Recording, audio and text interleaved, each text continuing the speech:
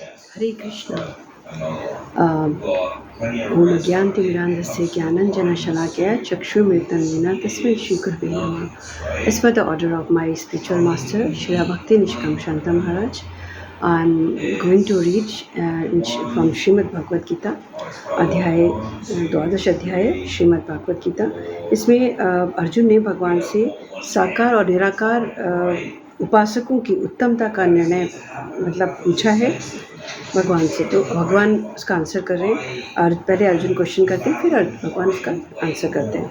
Arjun watch एवं सतत युक्ता ये भक्तास्त्वां पर्युपासते ये चाप्यक्षरम् अव्यक्तं तेषां के योगवित्तमा.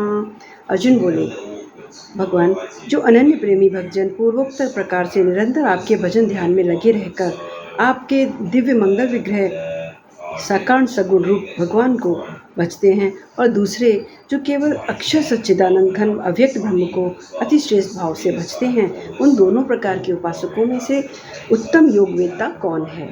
तो भगवान ने अर्जुन को रिप्लाई किया, आंसर किया कि भगवान ने यहाँ पर भगवान के दिव्य मंगल विग्रह जो हैं उनके और उनमें अव्यक्त अक्षर उपासकों से उनकी श्रेष्ठता का वर्णन निर्णय लिया, कहा, अर्जुन को बताया. श्री भगवान वाच मय्यावेश मनो ये मां नित्ययुक्ता उपासते श्रद्धया परयोपेता ते मे युक्तितमा मता ये तो अक्षरं निर्देशम् अव्यक्तं पर्युपासते सर्वत्र गं चिन्तयं चाकूटस्थं चलं ध्रुवम् सन्मेन्द्रियग्रामं सर्वत्र समबुद्धया ते प्राप्नुवन्ति मामेव सर्वभूतहिते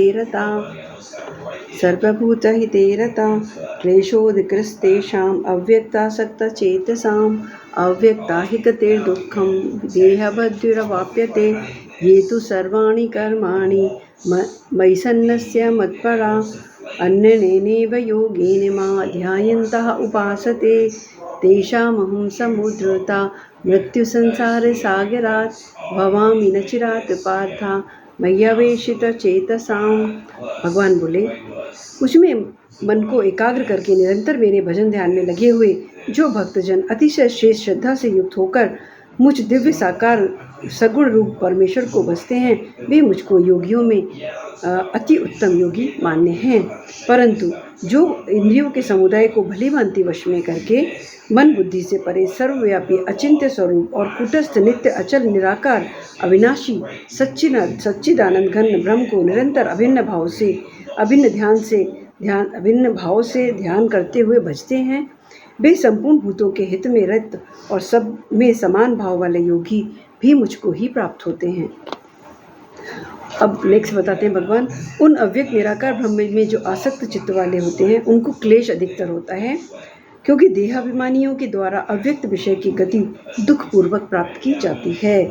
मतलब ये भगवान का कि जो स्वयं के साधन पर विश्वास करते हुए भगवान का निराकार स्वरूप को भजते हैं, तो उनके और जो कि भगवान के शरणागत होते हैं, इन दोनों में डिफरेंस है.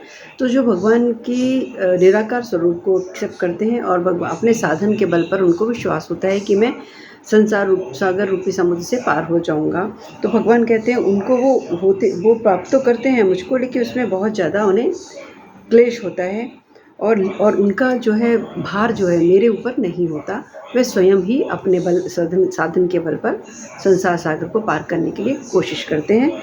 जबकि परंतु जो भक्त संपूर्ण कर्मों का मुझ में संन्यास यानी पूर्ण समर्पण करके मेरे परायण मुझको ही अनन्य गति, अनन्य प्रियतम, अनन्य साध और अनन्य साधन मानने वाले होते हैं, होकर अनन्य भक्ति योग के द्वारा निरंतर मेरा भजन करते हुए मुझे भजते हैं. हे अर्जुन, उनमें मुझ में अभिचित्त प्रेमी भक्तों का मृत्यु संसार सागर से मैं शीघ्र ही उद्धार करता हूँ और उन्हें अपने साधन के बल पर प्रयास नहीं करना पड़ता. मैं अखिल सौंदर्य माधुर्य निधि स्वयं अपने साथ उन्हें सुख में सुदृढ़ कृपा पोत पर चढ़ाकर तुरंत ही पार उतार देता हूँ. जय जय जय श्री हरे कृष्णा. जय श्री राधे. जय सफल कर श्री गुरु गोरांग गोपी सिंह की जय. जय गुरुदेव.